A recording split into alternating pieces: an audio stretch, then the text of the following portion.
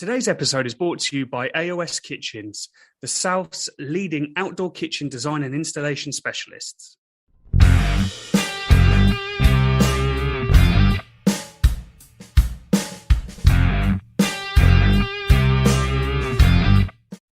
Hello and welcome to another episode of the Meet and Greet Barbecue podcast. Today we're talking to Twisted Ribs, also known as John. Fantastic cook. You guys asked to hear him on the podcast, so we've done that. Please do like, subscribe, follow the podcast on all of the different podcast apps, depending where you're listening, and do leave us a review. It really helps us reach out to more people. So without much further ado, here's John. Well, hi, John. Thanks very much for coming onto the podcast. Great to have you here. So please introduce yourself to our guests, to our listeners even. You're the guest. Thanks, guys. Listen, I appreciate the invite on. So my name's John, usually known as JD, to be honest with you, to my friends. But obviously my grid on Instagram is Twisted Ribs, or as previously known as Twisted Ribs Barbecue. I live in and around the Leicestershire area, just outside of a town called Ashby de la Zouch. Probably been grilling now for many, many years, but I think probably since 2019, I think I've really kind of taken it a little bit more serious and a bit more experimental in what I do. And you know, I love it. I love the whole community thing, the whole vibe about barbecue and that. And I guess you know, every day we're all still learning, aren't we? Different techniques and so on. So yeah, that's really about me. Also, I live with my partner Claire. I've got a dog called Norman, who's an Italian Spinone. He's a big lump, bless him, but he's a right character. And yeah, it's a bit of village life, which is good. So yeah, can't complain. It's all good. Oh, fantastic.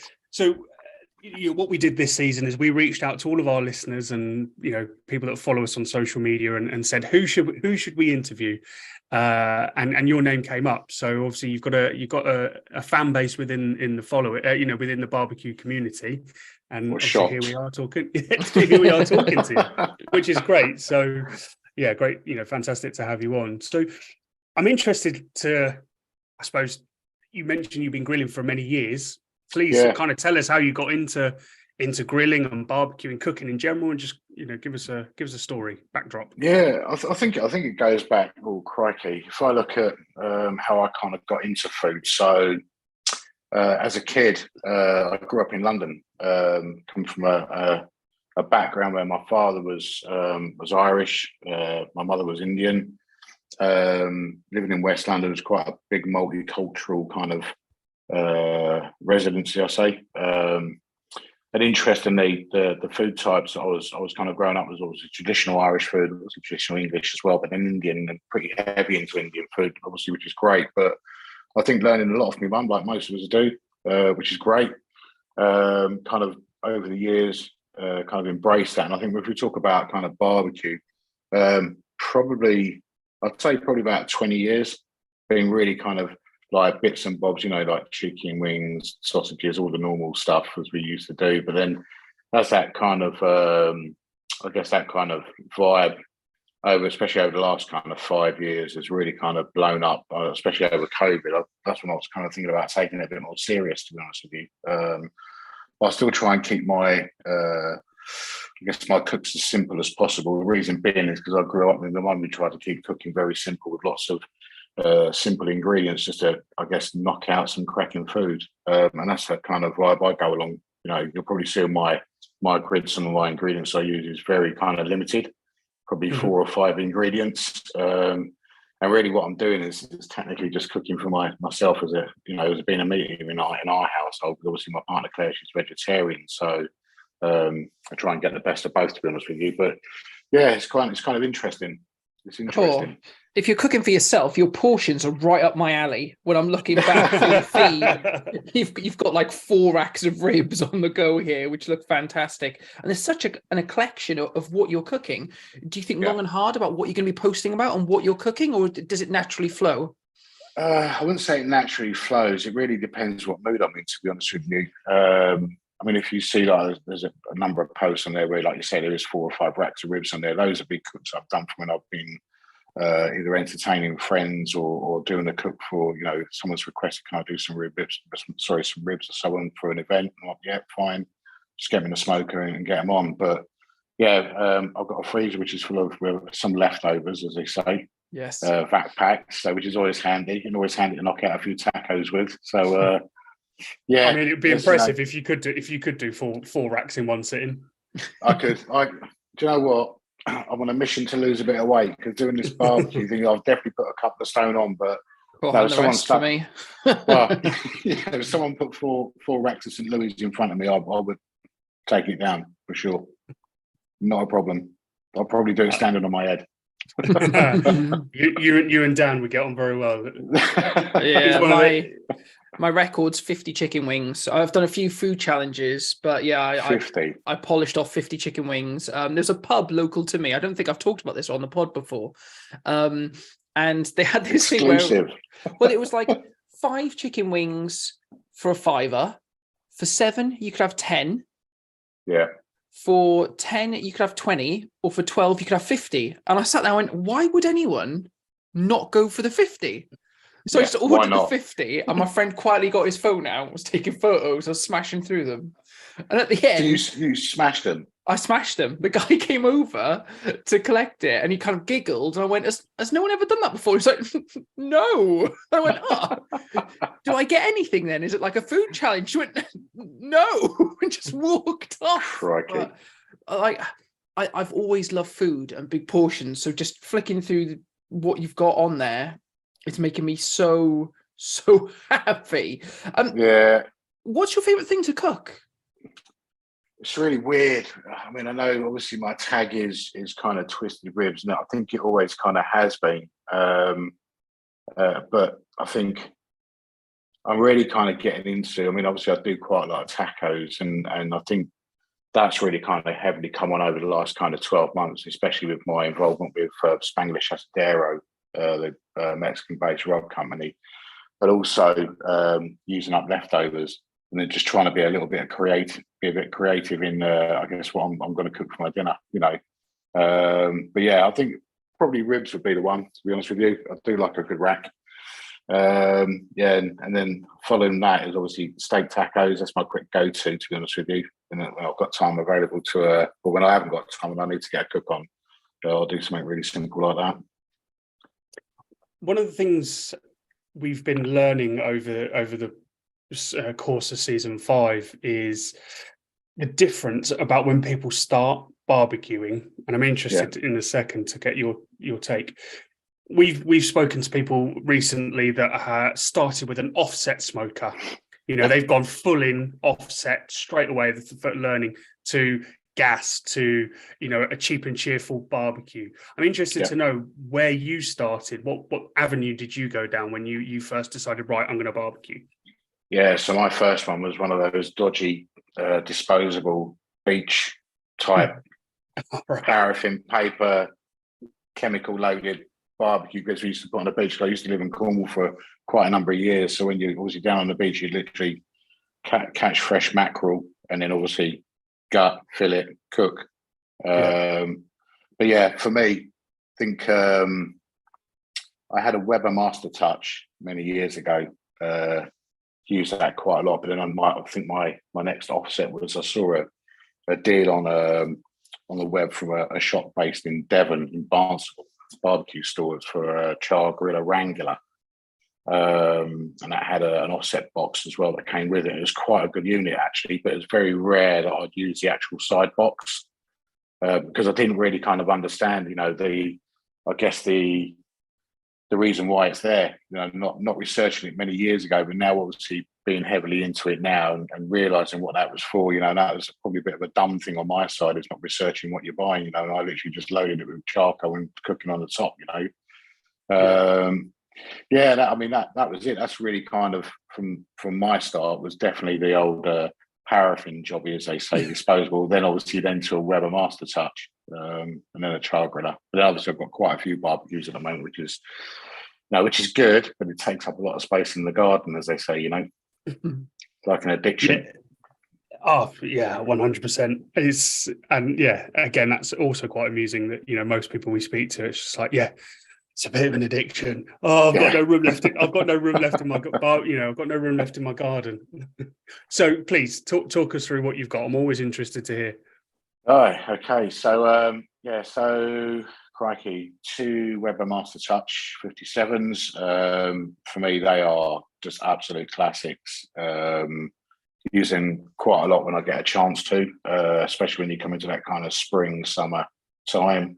Do use them in the winter, but again, it's one of those things that, it's all dependent on where I am. I don't actually have a shack as of yet, so I'm really kind of either cooking under an umbrella or some form of shelter. I've got a Pro Q XL upright smoker, which is great. Fantastic again for those long, low and slow cooks. I'd say that was one I purchased back in 2019, just on the back of going to an event in Leicestershire and obviously meeting up with Ian from Pro Q and so on. So I kind of saw that for the first time because, again, like I said, I hadn't really researched none of this previous to probably 2019, to be honest with you. Next grill I've got is a Traeger Ranger, and fair play to Traeger, that is a monster piece of kit. I think probably over the last couple of years I've knocked out quite a lot of my cooks on that, and if you go through my grid you'll see what I put through that. But such an impressive grill for basically the bit the size of a suitcase. Really is good. What else have I got? Oh, I think for you then, if you're cooking on the Traeger on the Ranger, obviously you mentioned that your partner's vegetarian, so the size of that must be really ideal for you if you just want to cook a steak on your own or just want to cook a small rib pat rack or something like that. It's perfect. I mean, the thing is with Claire being vegetarian, I have an Artiflame Classic 40, which is a 40-inch circular plancher grill. And when we have friends over, I basically will dedicate a quarter of that space on that grill for vegetarian only, or even fish. Kind of utilising, I guess, the equipment that I have. So if I am cooking for none of myself, I'm going to do something vegetarian on the grill as well. I will, and obviously I've managed to pick up a Weber Smokefire EX4, because I wanted to go something bigger than the Ranger. And I think that's kind of helped me do a lot more in regards to different types of food as well. So I think with the Smokefire, I think a few years ago it had a bit of bad press. There was obviously issues around the pellets not falling through the hopper, through to the moving parts, the Arga and that. But those are all sorted by Weber, and I'll be honest with you, I absolutely love it. It's a beautiful piece of machinery and does exactly what I want it to do. Do you have a favourite? Yeah, I do. I think it's got to be my Smokefire. Yeah, definitely.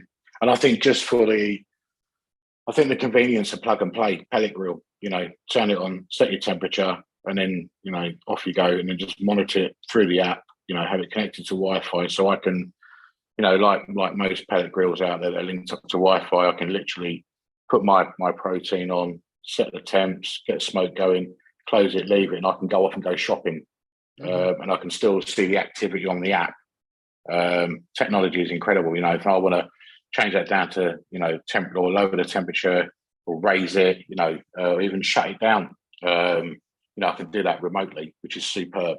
But I think that is definitely probably my favourite at the moment for sure. Gosney pizza oven. Who hasn't got a Gosney? I've got a rock box. Well, I want to talk to you about that because I'm very close to purchasing a rock box. And do you have the wood attachment, or do you use just the gas? I'm gas. Straight gas. I just, like I said before, I just like to try and, like on a pizza oven, I don't think I've got the patience to then obviously fire up wood and try and keep that kind of heat management going. I'd rather just flick it on and let the gas do its job. But Gosney rock box. I've had mine now for probably just under a year, and I'm just so impressed with that piece of kit. But also for myself, being a kind of an ex kind of professional baker many years ago, obviously as a job, to making pizzas at home and using your own kind of ingredients and so on has been a game changer for us here, for both me and Claire.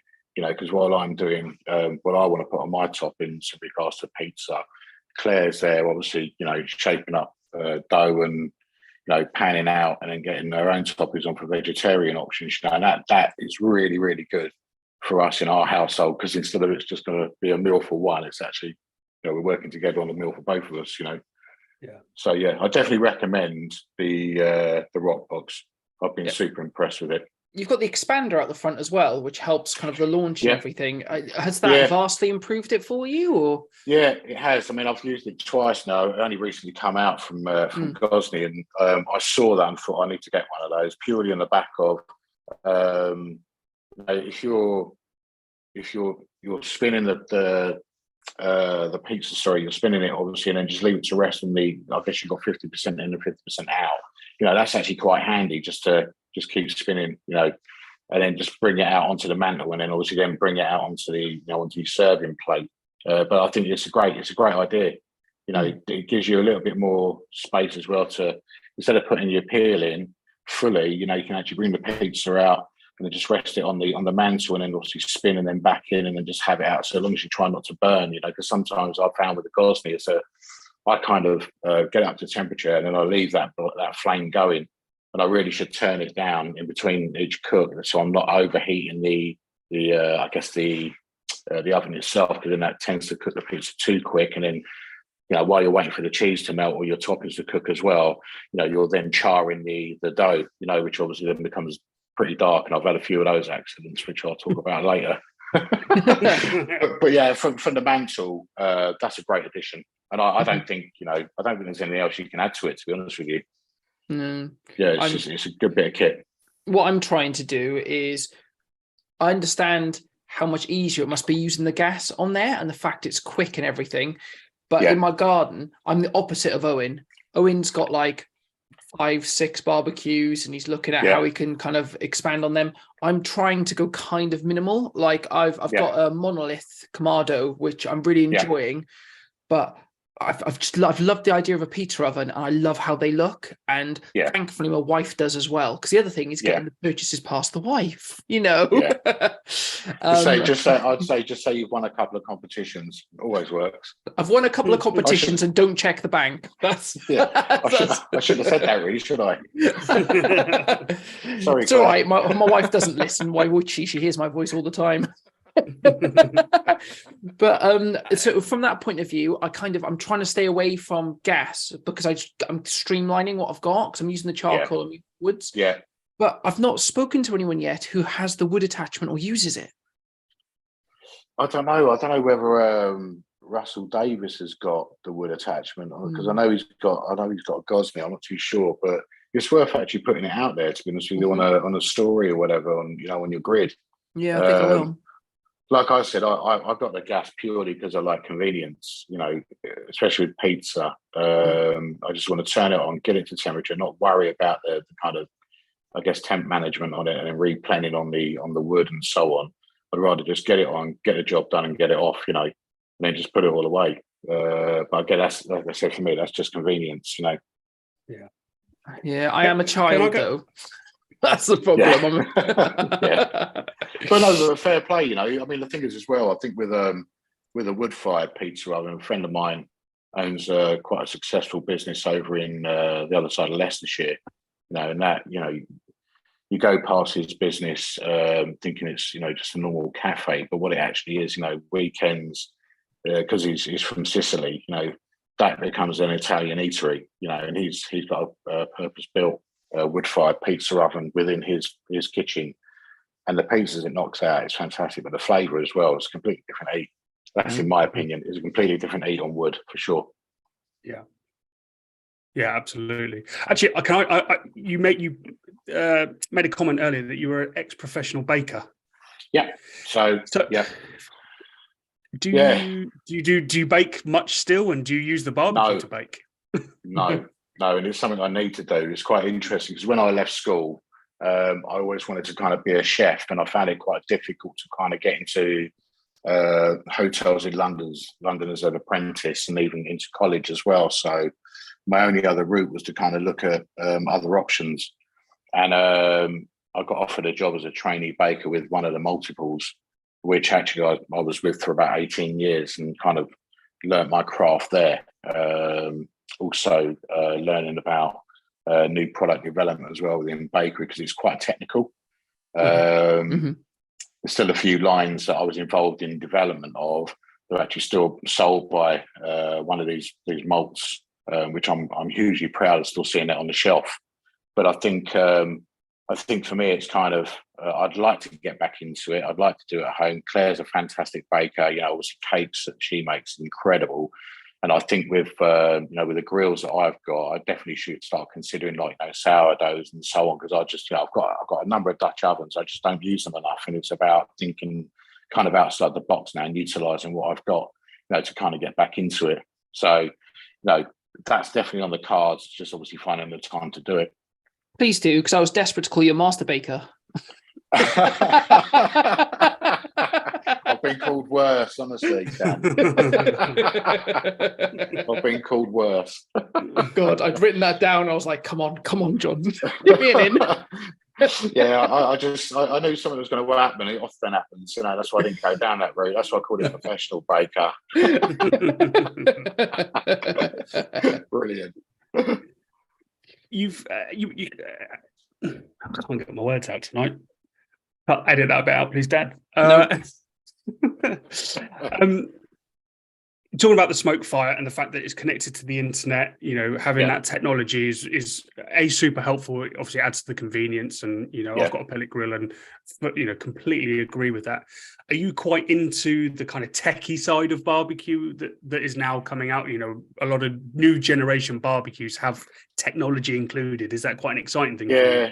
Yeah, I mean, it's a great feature that these kind of pellet grills have as addition. When you look at the new Traeger lines coming in, the tech behind that, is phenomenal. But to be honest with you, for me, it's kind of I've never really been into that kind of real in-depth technical side of it. I just really want it for what I wanted to do, is cook. Great if it's got a halogen hob on it, fantastic. That's a great addition, because that's always a bonus anyway. But yeah, for me, I'm kind of just really into it, just trying to keep it simple. I just want to plug and play, cook something, and then turn it off. But I know there's guys out there that go into nuts and bolts and so on, and it is, for me, it's a learning, it's an education, but it's great to listen to as well, because they've got a passion for it as well. Which is important. We should never take that away from anyone in respect of obviously what they're what they're into, kind of thing. With this scene, for sure. I mean, we can all talk about different types of charcoal and wood and so on, and you've got people who can talk about the techie side of the electronic plates that go into it and everything else. And I just think it's fascinating. But for me, I just try and stay a little bit clear from that, because I'm not tech savvy at the end of the day. Fair enough. Are you you mentioned about keeping things simple, not using much ingredients. And you mentioned, obviously, in terms of your parents and heritage and that kind of fusion of different styles. So, do you, and I suppose having that Indian style, do you use quite a lot of then spices, fragrances within your cooking? Within stuff I do without barbecue, yeah. So at home, I'll cook curries and so on, not necessarily on a barbecue, but I kind of I look at another dishes. What I learned from my mum, for example, like a chicken biryani. That is probably about 12 different spices that go into that, and that's probably one of my most favorite dishes that I like to cook.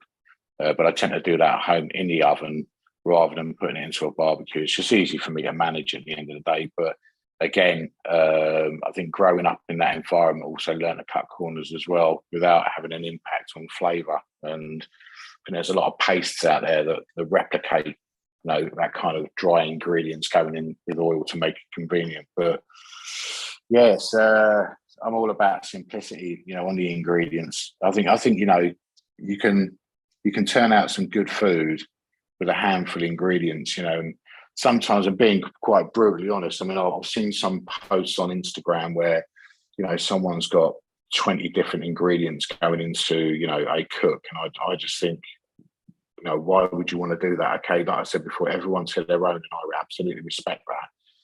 But, the result is just the same as, knocking out a dish with half a dozen ingredients to kind of replicate it. You can really keep it simple. And I know it's not about impressing people or so on, but like I said before, for me, simplicity is the best way.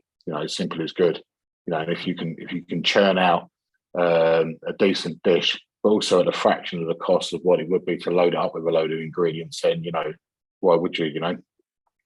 I think as well, with someone with your skill, I imagine simplicity, but also means that you've got more time and money to think about the actual meat you're using.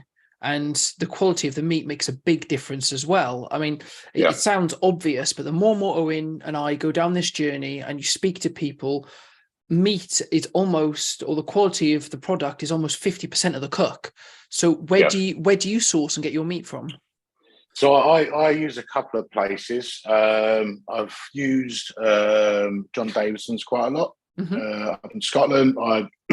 What I tend to do is if I'm looking to buy, say, St. Louis ribs, I really kind of only use Swift brand USDA St. Louis ribs. Why? Because I like the quality of the product. But at the same time, I'll order a couple of Jacob Ladder on there, 6 bone in. I'll order some pork belly. I'll order, black pudding or whatever, just to make up the order. I've also used Village Butchers a while ago. I buy a product from work as well, because within my employers, we have a significant meat business, and for me, we have a premium brand which I trust. I know where it comes from. I've got full traceability on that product all the way back to to farm and beyond. So I tend to use that range of products as well. But also, if there's anything around me here in Leicestershire, I've got a couple of farms that I'll use as well. For me, it's also important about supporting local where you can. Okay, it costs a little bit more, but you're actually getting a good product, and it's traceable, it's trusted. So I'm not gonna knock that. I think as well, if you're putting, depending on what you're cooking, of course, but for example, if you're doing low and slow and you're putting 10, 12, 16, 18 hours into a cook, then it's worth spending that bit extra. So, the effort is going to be rewarded in a very different way. Yeah, no, absolutely. I think, you can go out, you can buy really cheap meat. The problem you got with that is that, it's about traceability, and that's the first kind of question for me. I know in this industry, we all know there's some rogues out there. I've seen it, out there. But for me, it's about understanding where the products come from, but then more importantly, the support local. But the price, as I said before, is important, because there's nothing worse than going out and spending 150 quid on a brisket and it comes out absolutely crap. And you feel kind of, you feel cheated by it, but I think at the same time you kind of question yourself whether you cooked it right. That's what I'm scared of. That's my next step. So it's been a while since I've done a brisket for that reason. I've done 2 in the past. One I was okay with, the other I wasn't that happy with, but everyone else around me was obsessed with, probably because they're not barbecuers. We've talked about that before. We are our own biggest critics, right? Yeah, but absolutely. I feel like to elevate my game, I need to invest that much more in the brisket that I'm buying, because the fat content and the marbling and everything. But I'm also slightly scared to make that jump if I then cock it up. Exactly that. I think with me, I've done a few briskets. I did a brisket. It was a flat end. Probably about 6 weeks ago. And I actually got that from work, and I thought I'll give it a go, because it was a rolled brisket. And the thing is, I think with brisket, it does need a little bit of TLC, because if you don't, it goes wrong. And that's going back to one of my bad experiences. I had a brisket I did a couple of years ago, and it came out absolutely pants, and that ended up in a pie, believe it or not, and it didn't even end up on my grid because I was embarrassed with it. But that's just a fail. We all have fails. But the brisket I got from work the other week, it was the flat end, and it was fantastic. And that was done in the smoke fire, and I couldn't believe it. Obviously being a rolled brisket, got my butcher to basically unroll it and just fat pack it into 2 pieces of meat, and then obviously just see how it comes out. When I cooked one, I was just shocked myself. It was just superb. But I don't do briskets a lot because, like I said before, there's only me who eats meat in this household, and it can become quite expensive at the end of the day. And that's a lot of meat to eat. Leftovers for one years, person. Right? Yeah, and the rest. The rest. If you've been looking or thinking about an outdoor kitchen, then look no further than AOS Outdoor Kitchens. They are the South's leading outdoor kitchen design and installation specialists. Their extensive showroom is based just outside Bournemouth on the Dorset-Hampshire border, and as well as numerous in-store displays, also features a live outdoor kitchen where they cook every week on Kamado grills, pizza ovens, and all filmed and shown on YouTube. They offer a wealth of knowledge on how to transform your patio into the most incredible outdoor dining area with styles and options to suit every budget, and you can guarantee they will be able to create something perfectly suited to you and your home. They stock and supply everything that you're going to need for outdoor cooking, including barbecues, Kamado ovens, pizza ovens, outdoor fridges, and every accessory that you would need to become the ultimate outdoor chef. So if you want to make yourself the envy of your friends and neighbours, get in touch with them today to arrange a consultation and take the first step in transforming your back garden into the most incredible entertainment space. Visit aoskitchens.co.uk. So you work with, I noticed that you work with a couple of brands. Yeah. So do you just sort of talk us through some of the partnerships that, brands that you support and work with? Yeah, I mean, from a grill point, Artiflame, obviously based out in the USA. That came via a link with UK Grills, who are the agent over here for Artiflame. I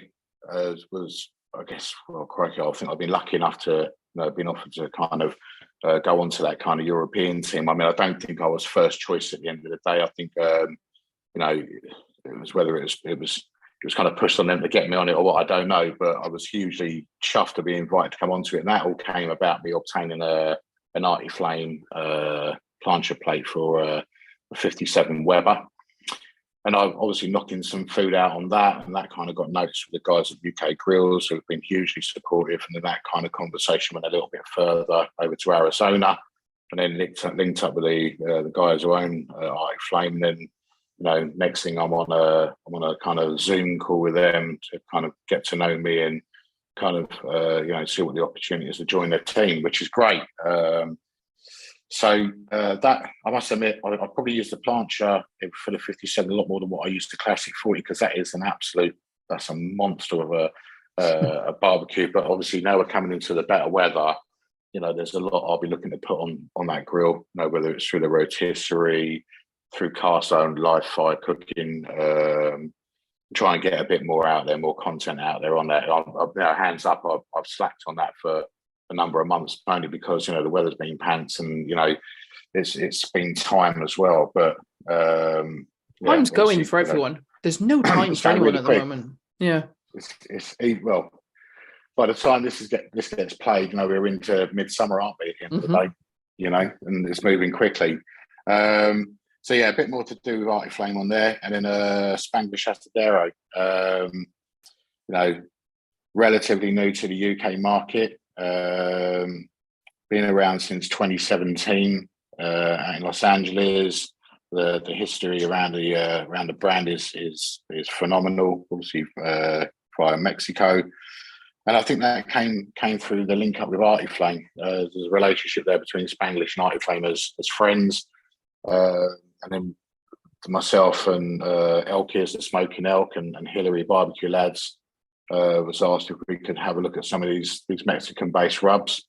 Obviously chili orientated, different levels, lots of cooks you can use with these products. And so we said, yeah. So I've had this for probably coming on probably near on 2 years actually.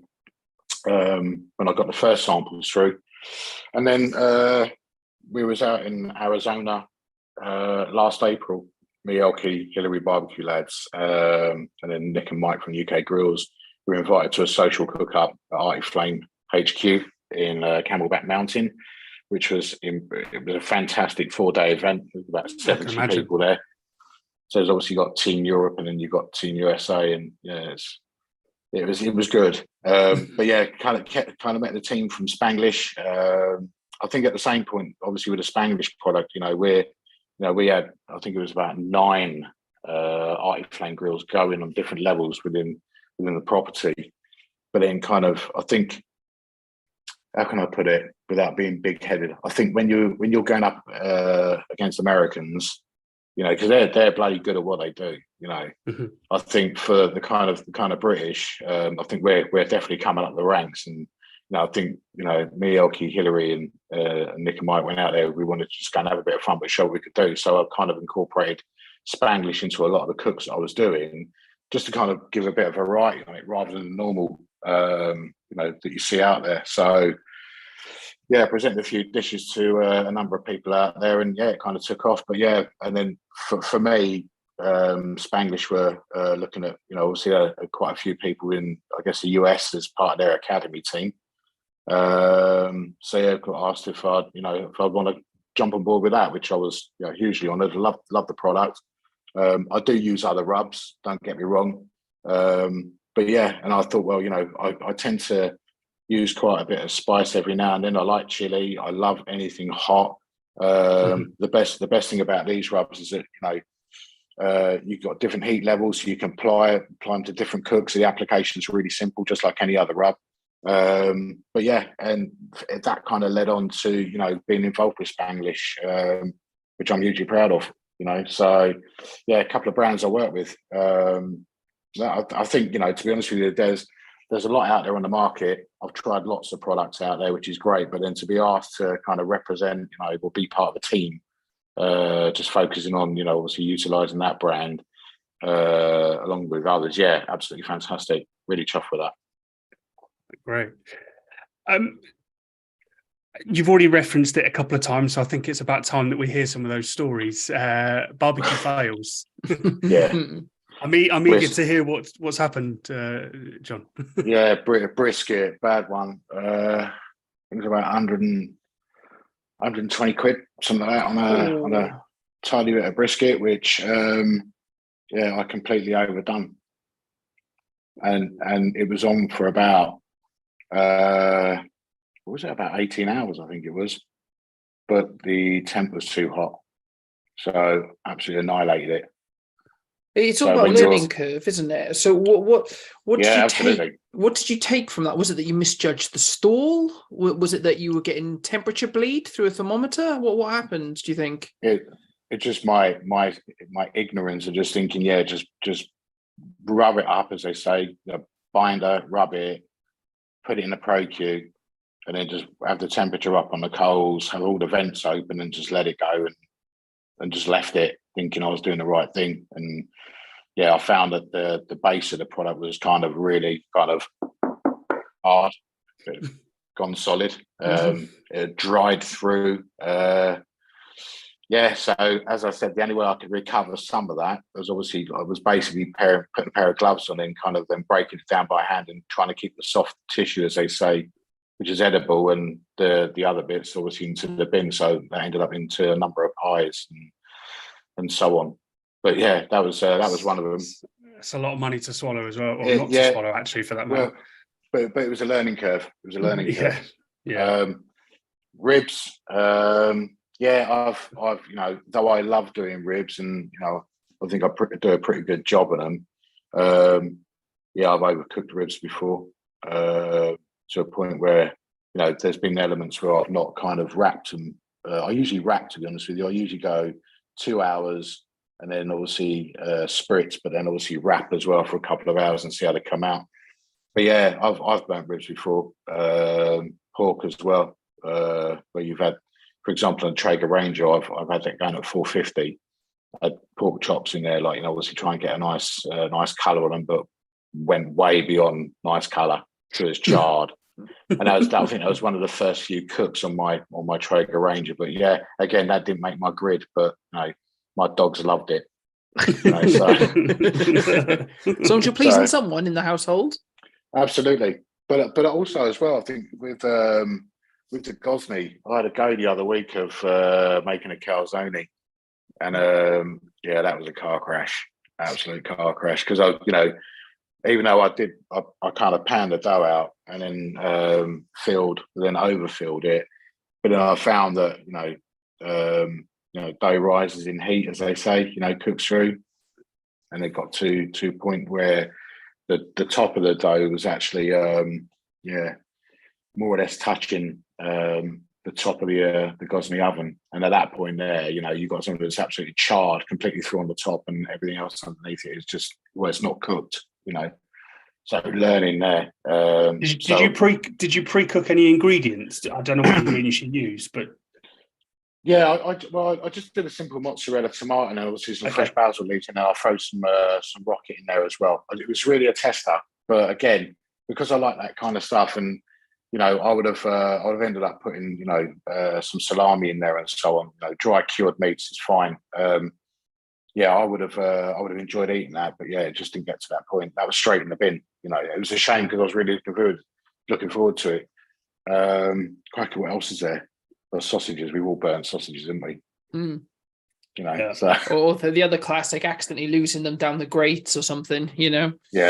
Well, funny if you say that. On that Artiflame Classic 40, before I got there's a centerpiece that goes in the middle. It's basically called a food saver, because the Artiflame planches has a very small gradient going into the middle. So, the idea is that, if anything is going to fall, it'll fall into the middle or roll into the middle rather than rolling off the edge, which is a little bit more dangerous. I ended up getting one of those because the amount of doing full English breakfast for a number of people, the amount of sausages that have rolled, or even the amount of, fried eggs on there that you put, and then literally fried egg just literally runs down and it's literally into the fire. You lose it that way. So it's all a learning curve at the end of the day. It's all a learning curve. It's all fun. It's all good. Yeah. Dan, yeah, absolutely. I've got a barbecue fail that hasn't happened recently, but I'm not sure about exciting. It. You've just reminded me, John. I served up raw burgers by accident. Oh no, I've not heard this. I was at my parents' and I was giving it the big and I can barbecue, all this kind of stuff. And the Six Nations was on at the time, so I was a few beers in, too busy watching the England rugby team, and just had some stuff on the Weber. And I basically thought they looked fairly cooked on the outside, so I was just like, they'll be fine. Gave it to my daughter. She took one bite in, and it was still like proper pink in the middle where it. Yeah. So that's probably the only time that I've ever served raw food. But I think mitigating circumstances, the rugby and beer was more important. Yeah, it's painful watching England play rugby, isn't it? Hey.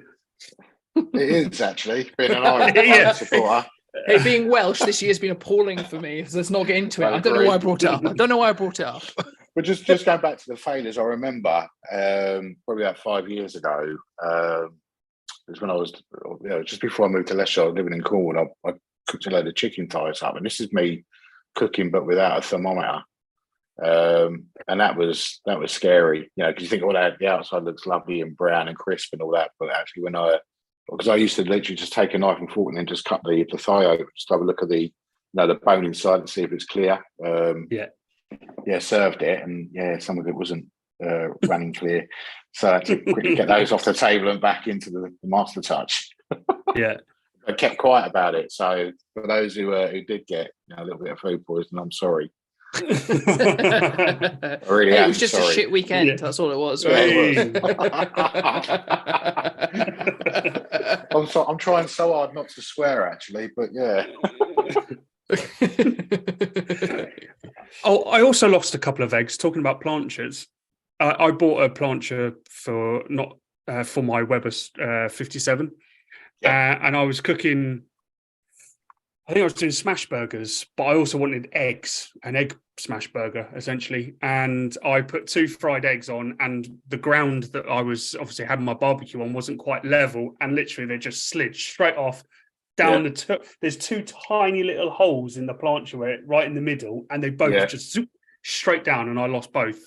Isn't that annoying? That is so bloody annoying. Yeah. Do you know what I've done for eggs? So, I don't know if they still do, but B&M Bargains in the UK, they do these £5 brownie or cookie packs, but they come with little tiny, tiny little cast iron skillets. And they're great for individual eggs. Yeah. I absolutely love them. For a fiver, you can't buy mini skillets for that. So Yeah, I'm not it's saying they're the true. best quality, but just to get one of them and to chuck an egg in, it works perfectly. You say that, actually, I bought 2 of those exact items you're talking about at the weekend. And the reason being I bought those is because me and Claire, we like to go up to Northumberland a lot. You know, obviously, beach life up there, fantastic coastline, food's brilliant, you know. And we were at a pub. We stayed in a pub on our way up to Northumberland. We had some food, fantastic food in this pub. But there was a dish that Claire had, and she wanted to replicate it when we got home. And it was basically like a potato cake. So it's new potatoes with garlic and butter through it. But obviously, you put it into that kind of that mold, compress it down, and you've got cod loin, skin on cod loin, which is obviously pan fried, clarified butter, finished with brown shrimp, lobster bisque, and then samphire and broccoli. Broccoli spears or whatever it is. But so we obviously wanted to do that weekend, which we did. And I think my mission was to go and find a couple of those kind of, as you say, those egg holders. They were brilliant because they did the job, and we replicated the meal that we had. But it was great. So yeah, they're ideal. You know, they're in the cupboard now. They're obviously part of the arsenal, as they say now. You know, going forwards. So good. Little things like that, because it's very easy to fall into the trap of, and there's some fantastic barbecue online shops, don't get me wrong. Yeah. It's very easy to just stay in the same corridor and look in the same places. Yeah. You can find some great deals and some great bits of kit just by looking around. Yeah, exactly that. I mean, I tend to shop quite a few of the usual businesses that we all kind of use. But at the same time, if I'm looking for, like, say, I don't know, if I want to expand on my props, because I like to take photographs of my food. And I've kind of learned over, the last kind of 12 months is that, there's been a lot of times where I've actually eaten cold food just by, trying to get ideal shots. But I think now I kind of expand on my props, as they say, like different plates and serving boards and stuff like that, and cutlery, because I think it all makes quite a nice kind of appearance, and even going like Age UK or cancer research shops, where you see all these kind of recycled cutlery and plates and stuff like that. And some of the stuff you find is incredible. Some of the stuff back from the 70s, believe it or not, which is still quite on trend now. You've only got to open up a magazine and you'll see a lot of kind of old school cutlery and so on being used, but actually it makes the food look bloody good. Might taste shit, but it looks good. Well, I was looking on your feed, like you have some of the American style kind of barbecue trays that people can order and kind of buy from like the big barbecue establishments out there, which we don't kind of have in the UK, but it's things like that, which when you're doing posts and you're talking about them makes a big difference in how the food looks. And we eat with our eyes as well as our noses and mouths and everything as well. Yeah. So when you say trays, are you talking about disposable, or is it well, how you've kitted it up doesn't necessarily look disposable, but where you'd get, like, I suppose you call it like a barbecue board or something, where you get like little tray like that, and you'll have like the sausages across, and then you'd have the ribs in there, and like the whole chicken. Those are basically because we supply the catering market. They're really kind of like, believe it or not, different size roasting trays, aluminium.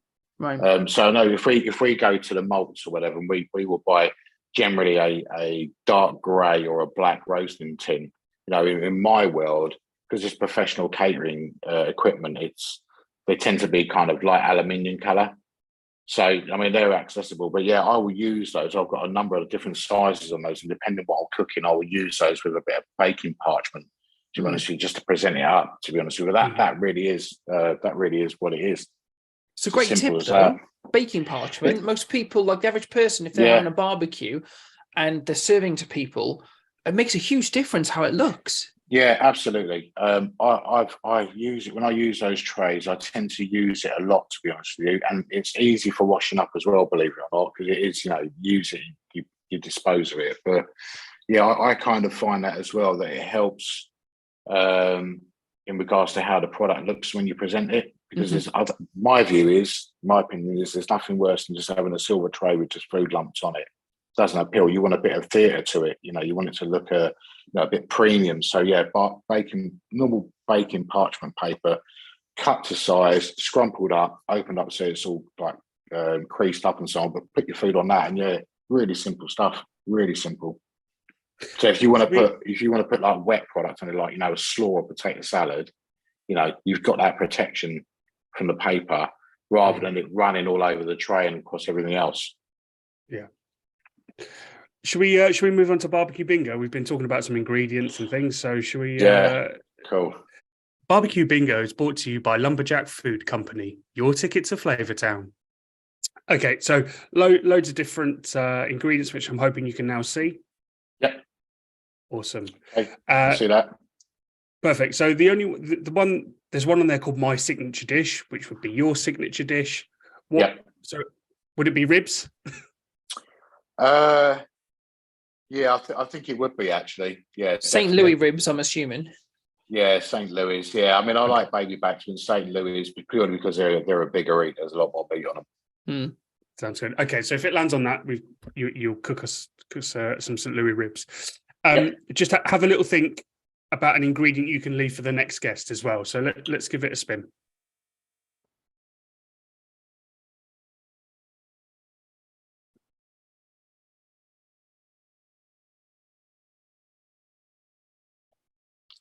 I'll take that. Cool. Leg of lamb. A lamb fan? Very much. Absolutely. Welsh, the best. Yes, represent. They've got to be good at something. And I say that World Cup competition SoCal did. Cooking around the obviously the different countries of the world of the World Cup. Yeah. And I pulled Wales. And I was dreading what was going to come out, but then obviously Wales had gotten, and I ended up doing some lovely Welsh lamb with some Welsh sea trout. Oh, that's represented for my dish. So yeah, lamb, love it.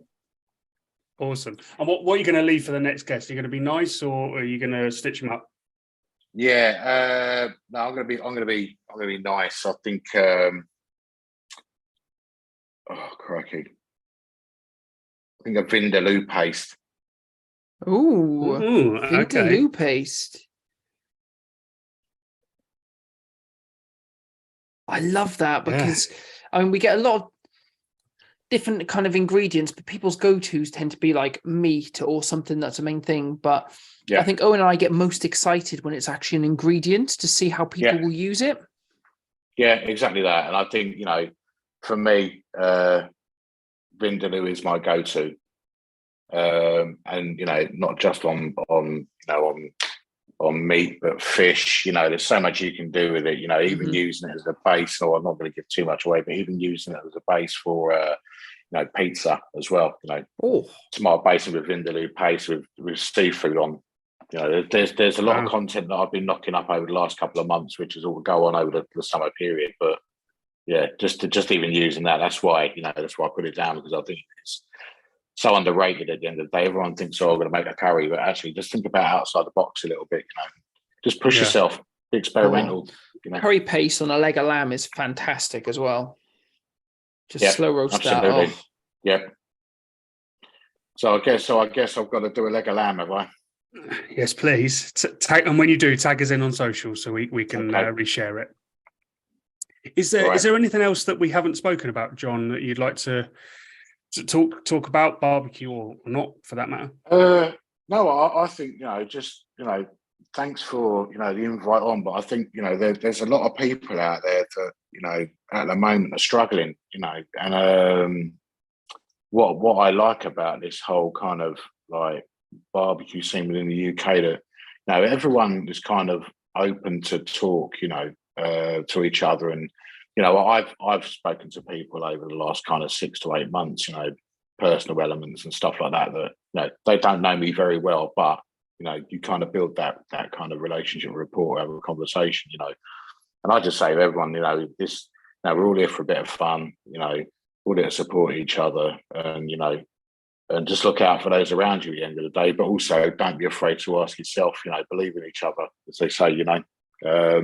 Just makes the world a bit of a better place. And I think this kind of community that we have within this whole scene globally has kind of proven that. All built around food and relationships. But yeah, no, absolutely. That's my kind of stance on it. Brilliant. Dan, is there anything else? No, I think the only thing that I kind of wanted to finish on is, again, we've invited you on here because our listeners really wanted to hear from you.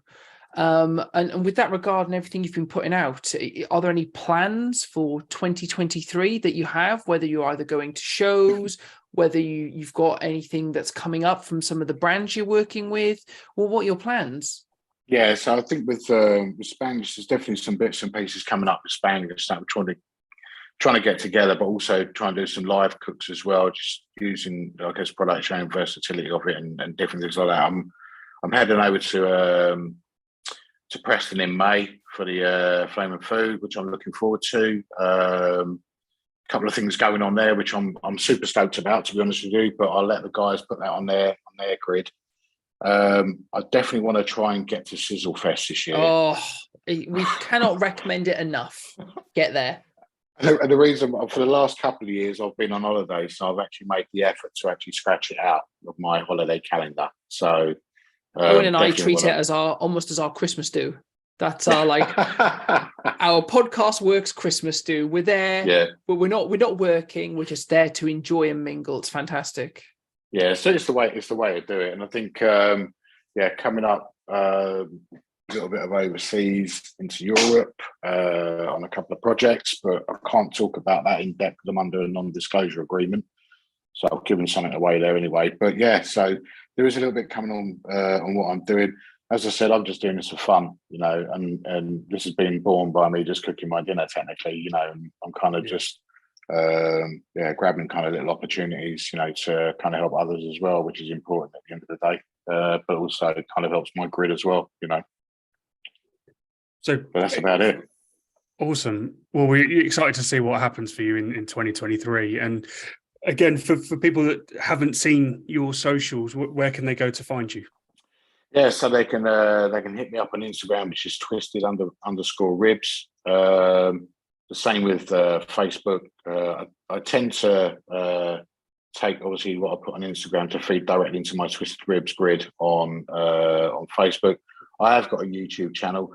It isn't really barbecue. I've called it obviously Twisted Ribs because obviously I want to reinvent the wheel on that one, to be honest with you. But everyone's got TikTok, haven't they? So again, it's Twisted Ribs on TikTok. Again, try and replicate what I do on Insta on TikTok as well. But I think I need to do a bit more on that. But yeah, that's my kind of socials, to be honest with you. And also, if anyone wants to, do any kind of collabs, obviously, lives together, just hit me up through Messenger. I'm more than happy to, jump on and do a live on Insta for sure. Have a bit of fun, a few beers and some good food. Awesome. Well, thanks ever so much for coming on, John. It was a pleasure to meet you. Hopefully you get to Sizzlefest. We can meet you in person, have a beer. Yeah, but listen, look, I just want to take the opportunity to thank you guys for, giving me the time that you've given. I know you're all very busy now. And, thanks to those who obviously messaging to, find a little bit more about me. But hugely stoked to, be given the opportunity to come and talk to you guys, and again, Series 5, you're going for many more series at the end of the day, and just keep up the great work. I think I've still got to listen to Tina's podcast. Is the only one I haven't listened to yet because I've caught with all the rest of them over the months. So yeah, crack on and just keep the good work up. Been absolutely superb. Cool. We'll do our best to. It's when Owen gets bored of me. I think it's that when it finishes. Too many dad jokes. Years ago, Dan. Superb. All right, John. Thanks ever so much. Thanks, John. Take care, guys. Thanks now. Cheers. Cheers. Bye-bye. Bye-bye. That's it for another episode of the Meet and Greet Barbecue Podcast. Thanks so much to John for coming on and chatting about barbecue, his journey and what he's up to for 2023. As ever, we want to hear from you. Please tell us what you want us to talk about on the podcast. Get in touch through the usual channels at Meet and Greet Barbecue Podcast through social, meetandgreetbarbecuepodcast.com. And until next time, keep on grilling.